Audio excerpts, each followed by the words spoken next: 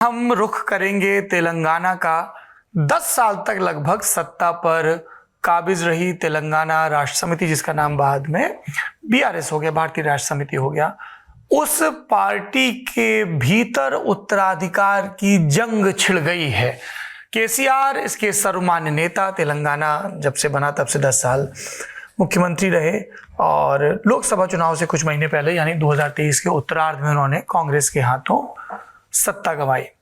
उसके बाद से उनके बेटे केटीआर और उनकी बेटी के कविता के बीच सब कुछ ठीक नहीं होने की खबरें आ रही थी। के कविता को लिकर स्कैम के आरोप में जेल जाना पड़ा और उन्हें लगा कि पार्टी में उनको अलग थलग किया गया।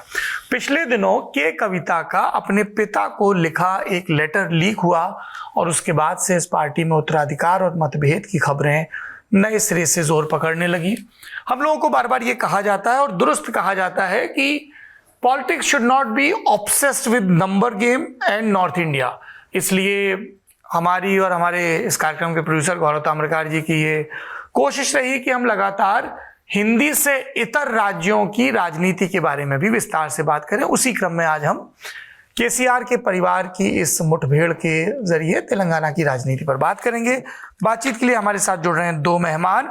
अपनी शार्प, सटीक और संक्षिप्त टिप्पणियों के लिए प्रख्यात टीएस सुधीर जी, वरिष्ठ पत्रकार, बहुत बहुत स्वागत है सर एक बार फिर से आपका नेतागिरी में। नमस्कार, वणक्कम। वणक्कम सर। ये वणक्कम तमिल में बोलते हैं, तेलुगु में भी अभिवादन के लिए वणक्कम ही है? नहीं, vanakkam is more of a Tamil word. जी, तेलुगु में अभिवादन के लिए शब्द क्या है? नमस्कार ही बोलते हैं। नमस्कार बोलते हैं, बढ़िया। और दूसरे हमारे मेहमान हैं डेक्कन क्रॉनिकल अखबार के पॉलिटिकल एडिटर बालू पुलिपाका जी। सर आपका भी बहुत बहुत स्वागत है। नमस्कार। नमस्कार। तो टीएस सुधीर साहब, सबसे पहले आपके पास आते हैं, जरा हिंदी भाषियों को एक रेफरेंस देते हुए बताएं कि ये लेटर के कंटेंट और लेटर लीक की कहानी क्या है, थोड़ा भूमिका बन जाए। आपको याद होगा 1-2 साल पहले हमारे पड़ोसी राज्य आंध्र प्रदेश में जगनमोहन रेड्डी और उनकी बहन शर्मिला के बीच में भी काफी विवाद हुआ था, लेकिन वो विवाद एक तरह से संपत्ति को लेकर था, उनके प्रॉपर्टी डिवीजन को लेकर था। ये जो विवाद है कविता और उनके उन्होंने नाम लेकर अपने भाई का नाम नहीं लिया है। उन्होंने ये नहीं कहा है कि मेरा विवाद सीधा ही मेरे बड़े भाई केटी रामाराव के साथ है, लेकिन माना यह जाता है कि ये जो बीआरएस पार्टी के अंदर जितनी भी राजनीतिक दबदबे की बात हो रही है उसको लेकर ये पूरा विवाद उठा है। किसी तरह की विचारधारा को लेकर ये विवाद नहीं उठा है। इनफैक्ट पिछले 10 सालों में जब टीआरएस या बीआरएस सत्ता में थी, हर साल रक्षाबंधन को एक फोटो ऑप होता था जब कविता अपने बड़े भाई केटी रामाराव को राखी बांधती थी। लेकिन अब वही कविता अपने पत्र के द्वारा और उसके बाद जितनी भी बातचीत वगैरह हुई है ऑफ द रिकॉर्ड, उसमें उन्होंने कहा है कि मुझे अपने राजनीतिक हितों की रक्षा चाहिए। तो बात रक्षा की हो रही है और वही बात उन्होंने अपने लेटर के द्वारा एक तरह से जताने की कोशिश की है। जो डैडी केसीआर को जो खत लिखा है उसमें उन्होंने ये कहा है कि कई सारी बातें उनको ठीक नहीं लग रही हैं और ये बातों का एक तरह से कोर्स करेक्शन बीआरएस को करने की आवश्यकता है। ये खत का एक तरह से सार था। अब ये खत किसने लीक किया, ये कैसे मीडिया तक पहुंचा, वो बात अलग है, उसकी काफी सारी अटकलें लगाई जा रही हैं। कविता ने अपनी तरफ से कहा है कि उन्होंने खत लीक नहीं किया है और उनका कहना है कि हमेशा से प्रथा ये रही है। उन्होंने कई सारे खत अपने पिता को लिखे हैं इस तरह से और हमेशा का एक तरह का ट्रेंड ये रहा है कि पढ़ने के बाद तुरंत केसीआर उस खत को फाड़ देते थे। इस बार ही उस खत को फाड़ा क्यों नहीं और किस तरह से ये खत बाहर पहुंचा, इसके बारे में काफी अटकलें लगाई जा रही हैं। अभी बेसिकली कविता की जो दिक्कत ये है, कविता ने जो प्रश्न उठाए हैं वो ये है कि जो बीआरएस का जो राजनीतिक स्ट्रक्चर है उसमें उनको उस तरह का एक ओहदा नहीं मिल रहा है जो उनके बड़े भाई केटी रामाराव का मिला है, जो कि वर्किंग प्रेसिडेंट है, या बाकी उनके जो नेव्यू हैं हरीश राव उनको मिला है। माना यह जाता है कविता उस पॉलिटिकल स्पेस के लिए लड़ रही हैं और ये खत पहला स्टेप है उस डायरेक्शन में। इस खत में उन्होंने प्रमुख तौर से 2 बातें कही। उन्होंने कहा कि हालांकि जो 25th जो सिल्वर जुबली जो सेलिब्रेशन इवेंट का था हनमकोंडा जिले में, वो हालांकि काफी अच्छा गया। उनको दिक्कत इस बात से थी कि केसीआर ने भाजपा को सफिशिएंट तौर से अटैक नहीं किया, सिर्फ 2 मिनट अपने भाषण में लगाए जब उन्होंने भाजपा पर आक्रमण किया। कविता का मानना यह है कि चूंकि उन्होंने 6 महीने जेल में, दिल्ली के तिहाड़ जेल में काटे बिकॉज ऑफ द बीजेपी सरकार, केसीआर को ज्यादा शाक होना चाहिए था, क्योंकि मैसेजिंग ये जा रही है कि बीआरएस और भाजपा के बीच में कुछ तरह की अंडरस्टैंडिंग है। और चूंकि एमएलसी के चुनाव में भी बीआरएस ने किसी तरह के उम्मीदवारों को खड़ा नहीं किया, तो ये इस तरह की एक पब्लिक ओपिनियन बन गई है और इसको कांग्रेस भी काफी तरह से एक्सप्लॉइट कर रही है। तो उनका मानना यह था कि काफी शार्प अटैक होना चाहिए था भाजपा की तरफ, और इससे एक बात साफ तौर पे आ गई कि BRS was probably trying to do something along with the BJP which is not good for the BRS image in Telangana definitely.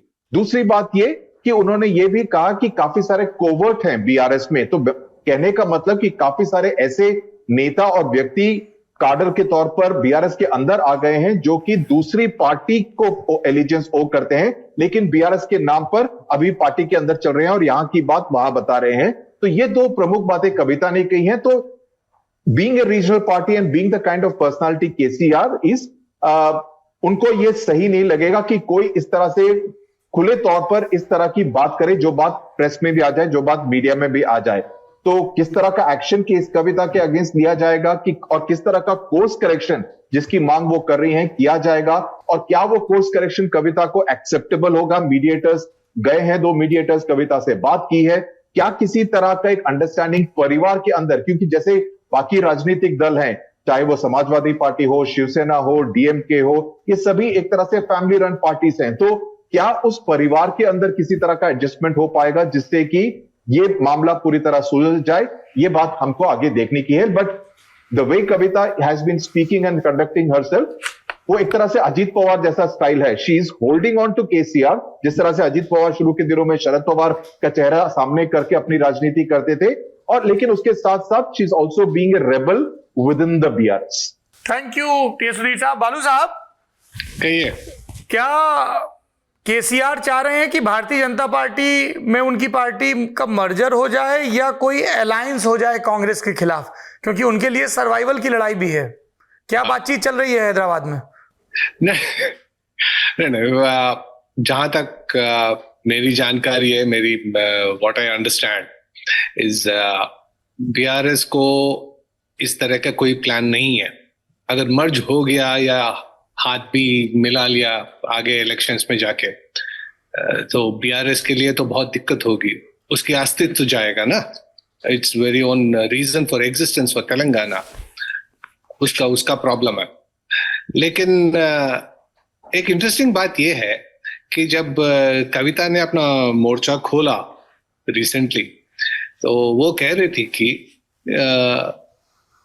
जब वो जेल में थे दिल्ली में, और दिल्ली लेकर केस पे, कोई बीजेपी लीडर ने ये प्रपोजल लगाया कि आप बीजेपी में मर्ज हो जाइए, आपके सारे प्रॉब्लम सॉल्व हो जाएंगे।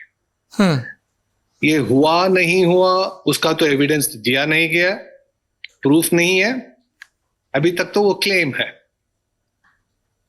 लेकिन जैसे भी ये बात बाहर निकली, उसका तो कुछ it went of in different direction, because Congress से एकदम उसके ऊपर खुद पड़ा और कहने लगा कि हम पहले से कह रहे थे कि बीआरएस और बीजेपी साथ में है, साथ में काम करते हैं। मगर मेरी जो बातचीत हुई काफी सारे लीडरों से पार्टी के, मैं इतना तो कह सकता हूं कि वैसा कोई प्लान है नहीं। था होगा एक जमाने में, या कोई किसी ने कुछ आइडिया फ्लोट किया होगा, बताया होगा कि सोचेंगे, सोच सकते हैं। काफी चीज बात भी चल रही थी तब। हरीश राव, केटी रामाराव दिल्ली जा रहे थे रेगुलरली जब कविता जी जेल में थी, तो तब भी ये बात चल रही थी कि शायद बीजेपी से बात कर रहे हैं ये लोग। लेकिन अभी तो शायद कुछ है नहीं वैसे, क्योंकि इस तरह के फॉर्मूले और स्टेट में भी देखे गए हैं। अजित पवार, छगन भुजबल, उनके लिए समस्याएं थी, केंद्रीय एजेंसियां, फिर वो बीजेपी के दोस्त बन गए, चीजें ठीक हो गई। तो ये रास्ता तो के कविता के लिए भी उपलब्ध रहा होगा। और दूसरी चीज ये कही जा रही है कि अगर रीजनल पार्टीज लंबे समय तक सत्ता के बाहर रहे तो उनका रेलेवेंस तो वैसे ही खत्म हो जाता है, उनका रेवेन्यू सोर्स खत्म हो जाता है। रेवेन्यू सोर्स पे फिर आएंगे, मगर हाँ ये तो है, राजनीति में क्या होगा फ्यूचर बताना बहुत मुश्किल है। आज तो कहेंगे कि हम आपसे लड़ने वाले हैं, हम आपसे मिलेंगे भी नहीं, आंख में आंख भी नहीं मिलाएंगे, लेकिन पता नहीं 6 महीने के बाद में, इलेक्शन के 6 महीने से पहले क्या होने वाला है ना। predicting future in politics, especially alliances, is a very it's not a risky thing, but it is up in the air. You never know what drives what. जी जहां तक फंड्स का प्रॉब्लम इश्यू है, जहां तक इनका एक रीजनल पार्टी का financial strength का इश्यू है, वो तो बीआरएस को प्रॉब्लम है नहीं. They have something around 700 crore or something in the party fund, and they are well set. Should not be a problem. Okay. Sudhir साहब, एक पेट्रियार्कल सोसाइटी में जैसी भारत की है, पितृसत्तात्मक लार्जली, अगर हम पूर्वोत्तर के कुछ राज्य और कुछ आदिवासी समाज छोड़ दें, तो ये मान लिया जाता है कि अगर विकल्प है लड़की लड़का भतीजा बेटी, तो अक्सर पुरुषों के हाथ सत्ता लगती है. और इसके कई उदाहरण हैं और कई टसल के भी उदाहरण हैं. लालू यादव के परिवार को देखें, मीसा भारती भी राजनीति में आई, तेजस्वी भी आए, पर एक किस्म की सुलह है कि भाई ठीक है, आप दिल्ली में रहो, आप राज्यसभा में रहो, मीसा भारती वहां पे हैं और तेजस्वी वहां पे उत्तराधिकार संभाल रहे हैं. द्रमुक परिवार में आप देखें तो कनिमोई को कि ठीक है, आप दिल्ली देखिए, राज्यसभा के रास्ते जाइए, लोकसभा के रास्ते जाइए, चेन्नई में दखल मत दीजिए, ज्यादा महत्वाकांक्षाएं मत पालिए. बीआरएस में भी एक समय लग रहा था कि ऐसा ही है. केटीआर हैदराबाद में एक्टिव थे, सरकार चला रहे थे अपने पिता के साथ, और के कविता दिल्ली में थी. लेकिन फिर वो निजामाबाद से चुनाव हार गई 2019 से. उसके बाद एमएलसी रास्ते हुई और चीजें बदल गई. सुप्रिया सुले और अजित पवार के केस में भी हमने देखा.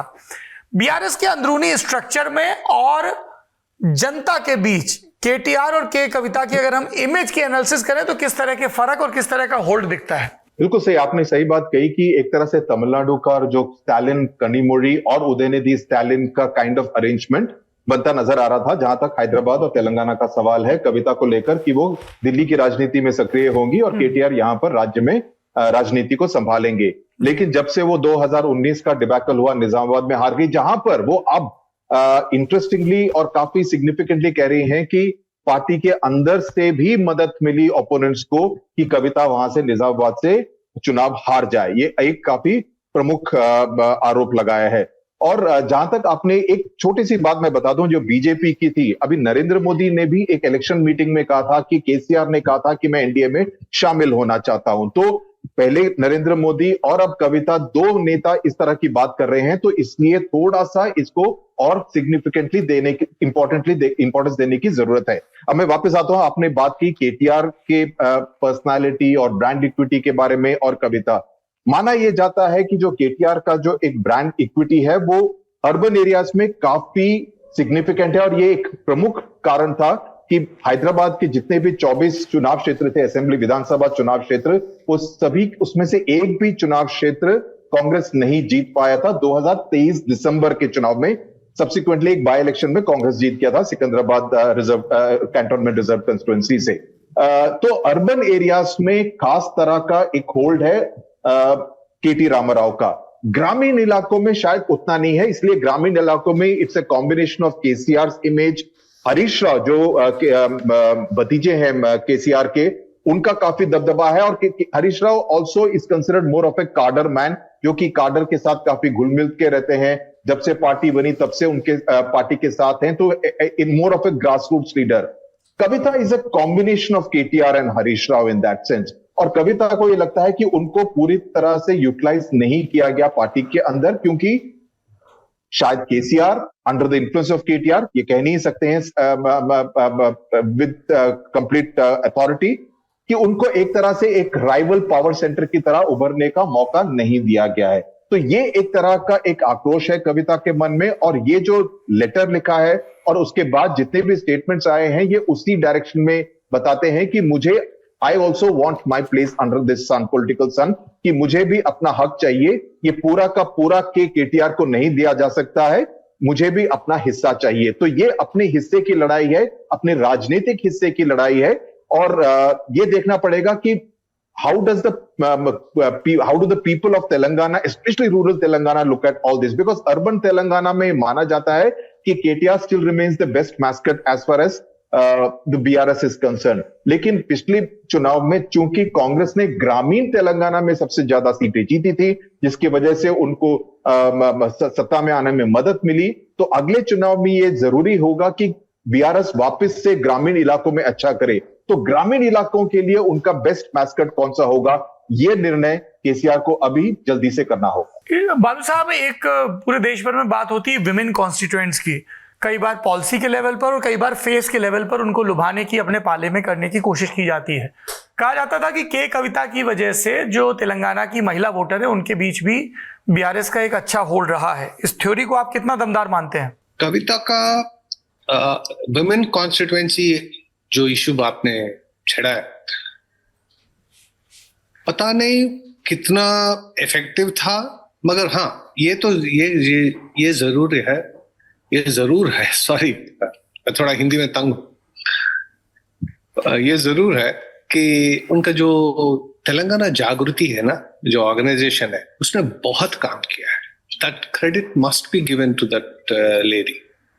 Telangana Jagruthi did a lot of work, whether culturally or in taking issues to the people. So that credit must definitely go to her.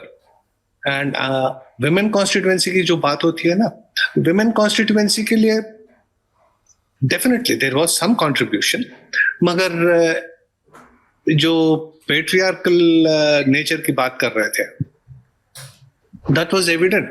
पहले जो सरकार था, पहले 5 साल का सरकार था या 4.5 साल का सरकार था, थोड़े इलेक्शन जल्दी में बुलाए थे, तो तब भी कोई विमेन मेंबर नहीं थे कैबिनेट में।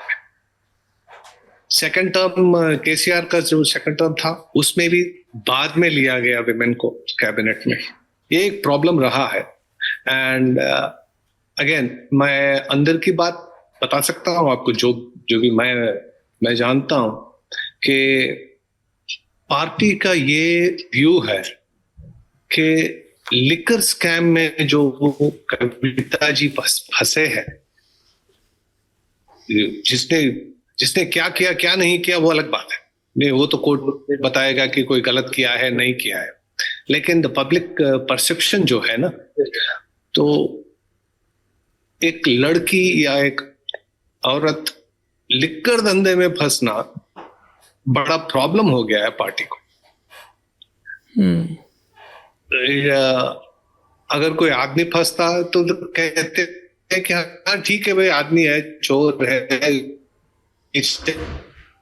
But a voting cotton related case has gone down well in the state actually, and वो पार्टी का भी अभी वही व्यू है। Thank you.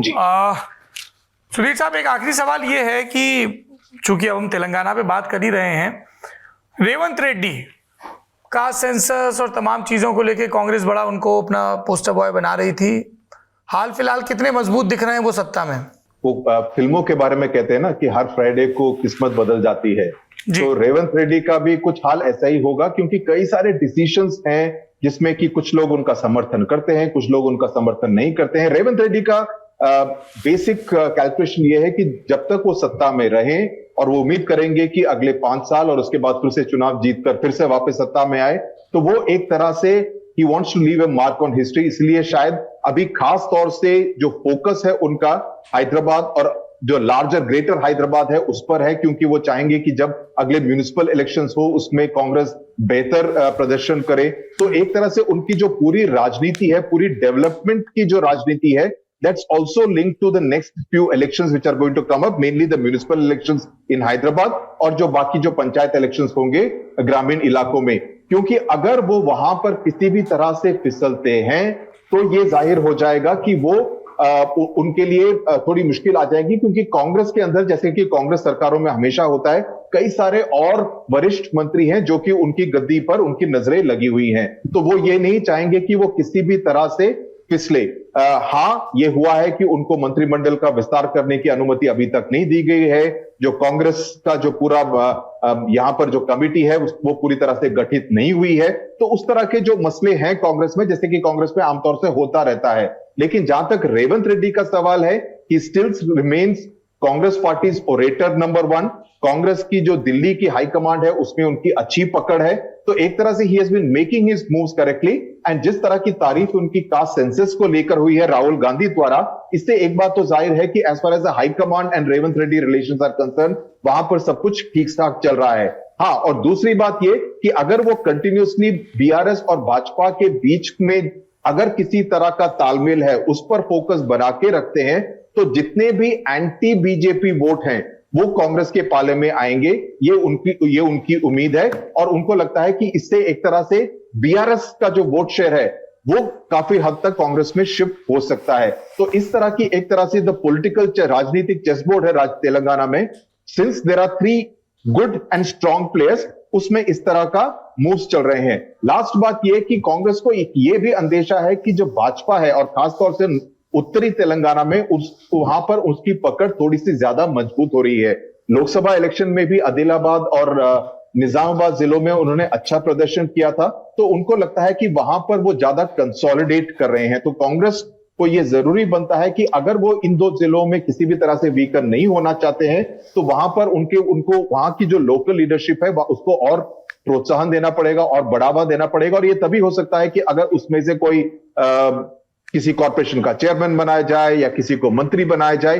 वो ग्रीन सिग्नल अभी तक दिल्ली से हैदराबाद में रेवंत रेड्डी को नहीं मिला है। जी, एक आखिरी सवाल आप दोनों से, जरा भाजपा के खेमे का भी हाल ले लें। जी किशन रेड्डी एंड बंडी संजय कुमार, वहां पे क्या चल रहा है? क्योंकि जब ये लेटर लीक हुआ तो बयान तो वहां से भी आए होंगे। पहले तो रिजेक्शन हुआ है, साफ साफ कह दिए कि हमें कुछ लेना देना नहीं है बीआरएस से, बीआरएस की जरूरत नहीं है, बीआरएस तो कांग्रेस के साथ है। ओके, वो बीजेपी का कहानी है। जैसे उल्टा कांग्रेस का कहानी है कि बीआरएस और बीजेपी साथ में है। तो बीजेपी का स्टैंड ये रहा है आपका।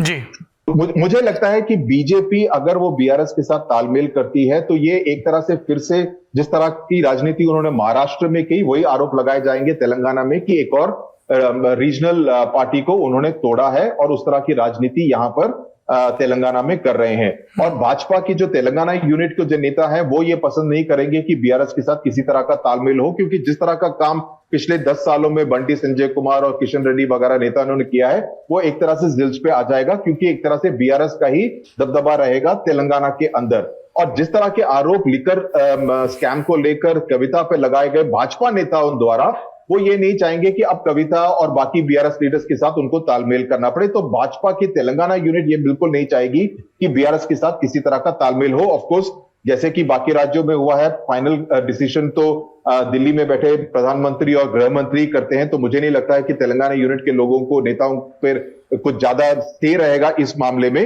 लेकिन बीआरएस का भी जहां तक कहना है, जैसे बालू ने शुरू में कहा कि उनका जो पूरा अस्तित्व है, राजनीतिक अस्तित्व है, वो इस बात पर है कि वो एक रीजनल पार्टी है which is both anti BJP and anti Congress.